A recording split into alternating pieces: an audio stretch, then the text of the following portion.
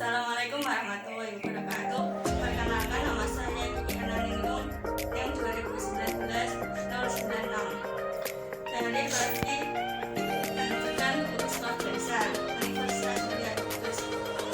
Kali ini kita akan mempelajari tentang unsur intrinsik struktur sekitar. Yang pertama, ceritanya yaitu instruktur Jeki dan seorang pengemis. Sebuah desa tinggallah seorang anak yang bernama Jeki dan keluarganya. Jeki yang mempunyai ibu dan dua adiknya yang harus diberi makan. Jeki harus menjadi tulang punggung keluarganya karena ayahnya sudah meninggal. Ia bekerja sebagai tukang sapu. Ibu Jeki menghantiri anaknya dengan membawa satu telur di dapurnya. Katanya makanan di dapur tinggal itu saja dan tidak ada yang lain. Jeki kemudian meminta ibunya untuk memasak telur tersebut agar dimakan adiknya, dan ia keluar untuk mencari bahan makanan meski sedang hujan. Ketika hendak keluar rumah, pintu rumah Jeki pun ditutup oleh seorang pengemis. Melihat pengemis dengan keadaan kelaparan, membuat Jeki tidak tega dan memberikannya sebutir telur dan sebanyak uangnya. Pengemis tersebut menerima dari Jeki setelah pengemis itu tadi kemudian seorang yang tidak dia kenal memberikan nasi dan lauknya. Akhirnya keluarga Jeki jadi saya mau tanya, siapakah tokoh yang ada di dalam kisah Jeki dan seorang pengemis?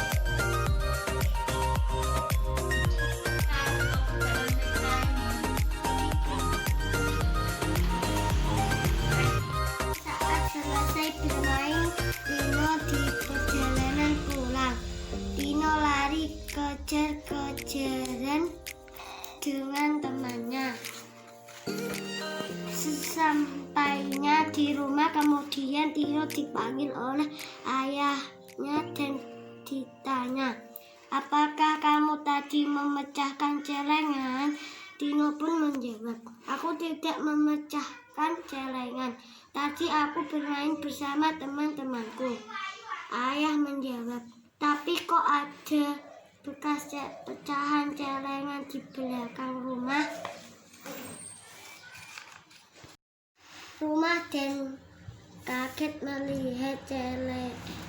Kemudian Tino pergi ke belakang rumah dan kaget melihat celengannya sudah pecah menjadi beberapa pecahan.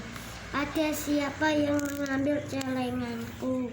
Di waktu pulang sekolah celenganku, ayah berkata, "Sudah, tidak apa-apa, nanti pasti ada gantinya."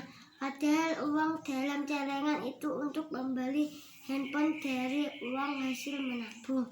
Setelah kejadian itu, Tino pun tidak berani untuk menabung menggunakan celengan lagi. Saya bertanya, di mana celengan Tino disimpan? Di kamar. Untuk apa Tino menabung itu di celengan? Untuk beli handphone. Ya, betul sekali. Ceritakan tentang rusa dan kura-kura. Jadi, ada seekor rusa yang selalu membanggakan dirinya karena dia bisa berlari secepat kilat. Setiap hewan yang melihat dia pasti berdecak kagum. Ada juga yang merasa iri karena dia dapat berlari sangat cepat. Banyak yang mengeluhkan si rusa karena kelebihannya itu membuat si rusa jadi sombong. Pada suatu hari, si rusa bertemu dengan seekor kura-kura yang sedang terengah-engah. Disapanya si kura-kura itu dengan nada mengejek, "Hei kura-kura, kamu itu binatang lambat. Kamu mau kemana?" "Aku mau pergi ke tempat paman buaya yang mengadakan pesta hari ini," jawab kura-kura dengan riang gembira. "Bagaimana kamu bisa nyampe ke tempat paman buaya dan menikmati pesta itu kalau kamu berjalan aja lambat sekali? Berlarilah seperti aku," kata rusa mengejek kura-kura. "Aku sudah berlari, bukan berjalan, karena sebentar lagi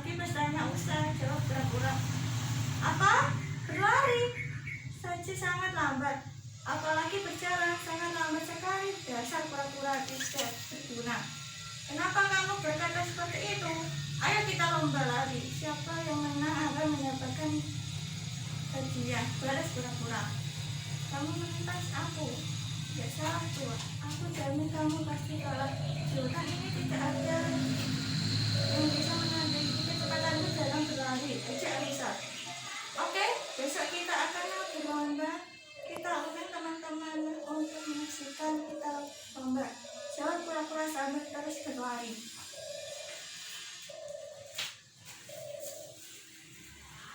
Keesokan harinya, semua penghuni hutan berkumpul untuk menyaksikan pura-pura.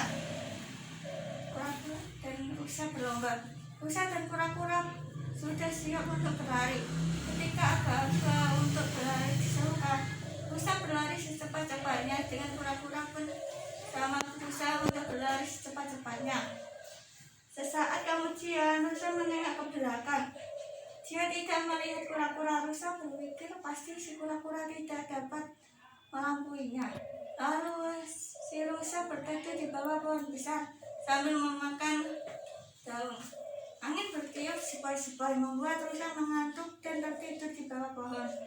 Karena perut Rusa kekenyangan, jadi membuat Rusa tertidur. Sedangkan jauh di sana kura-kura masih berusaha berlari sekuat mungkin. Kura-kura tidak berkecil hati walaupun dia tahu kehebatan si Rusa. Dia tetap berusaha. Ketika kura-kura melalui jalan yang terdapat pohon besar, dia melihat Rusa sedang tertidur sangat puas. Rusa tertidur. Aku harus cepat berlari supaya aku mencapai garis finish, kata kura-kura dalam hati. Maka kura-kura pun semangat untuk menambah kecepatan berlarinya. Ketika sampai di garis finish, sudah akhirnya berhasil.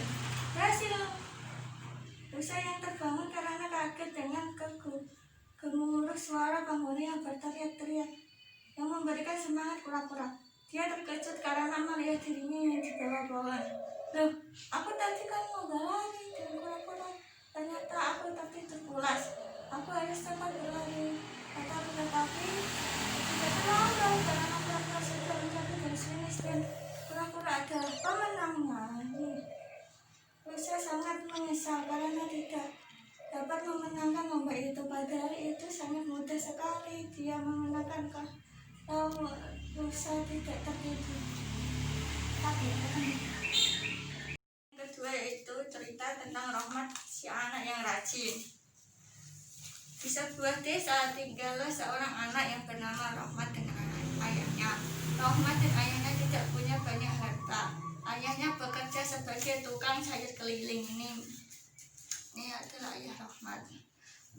Dan Rahmat mengembala kambing milik saudagar di desanya. Suatu hari ketika Rahmat saat mengembala kambing di padang rumput sambil membaca buku, datanglah seekor kakek-kakek tua terlihat kelelahan meminta izin kepada Rahmat dan menumpang duduk di bawah pohon. Rahmat pun yang membawa bekal minuman ia berikan kepada si kakek. Ini merupakan kakek yang datang kepada Rahmat untuk menumpang duduk di sini. Sudah duduk.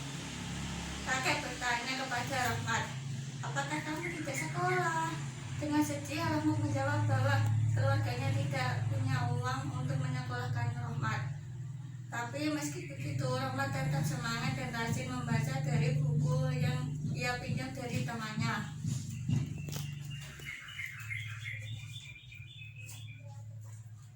Keesokan harinya sepulang dari mengembala kambing, ayah Rahmat keluar dari rumah dan langsung memeluk Rahmat. Katanya Rahmat mendapat undangan untuk masuk ke sekolah dengan biaya yang gratis.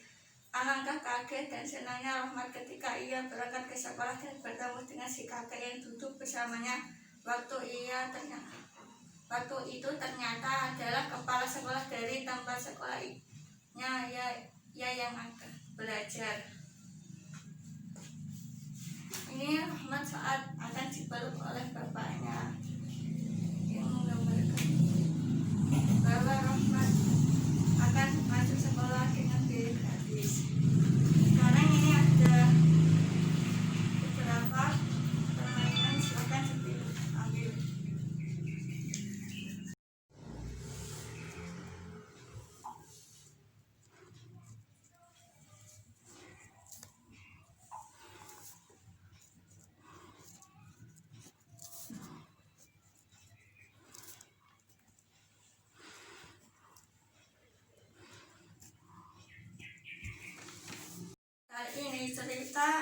antara Desi dan pengemis. Pada waktu kecil, setelah pulang sekolah, Desi kemudian ganti baju. Dan setelah itu, Desi menonton televisi dan makan.